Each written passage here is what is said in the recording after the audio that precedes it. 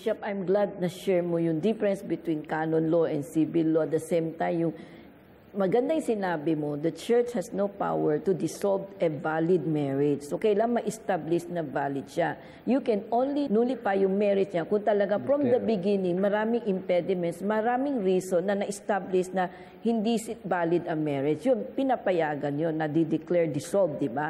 So, it is invalid, we declare it invalid. Yes. So, napaka-interesting. Alam mo, yung episode, Bishop, kulang. We need to do another episode next time, no? Kasi I'm sure a lot of televiewers will really be very grateful if they can understand how the church works for the salvation of souls, di ba? So, ano pong gusto niyo message? Ang message natin, number one is, the church is always after the salvation of souls.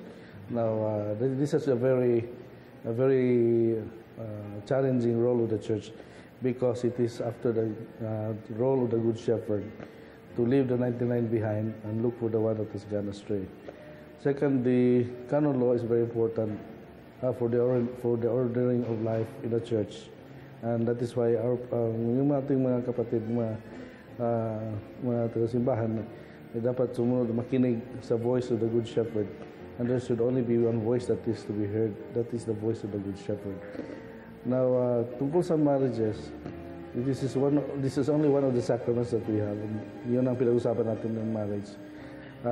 Lalo sa mga kapatid natin living in how do you call this, situations na may problema yung marriages nila.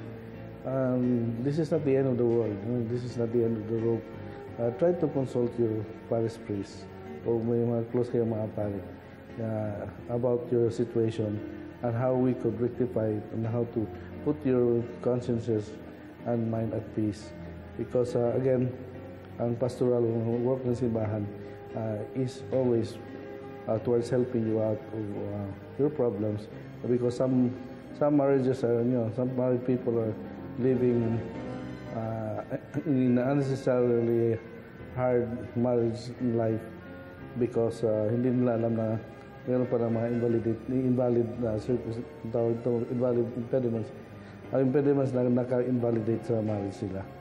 So it's always the church is always looking after your good and your salvation, and that is why your pastors, your bishops always speak what is the way, the truth, and the life.